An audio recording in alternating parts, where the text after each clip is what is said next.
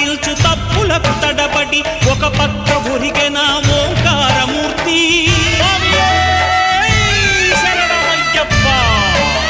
స్వాములందరూ తనకు సాయము కాగా ధీమంతుడై లేచె ఆ కన్య స్వామి.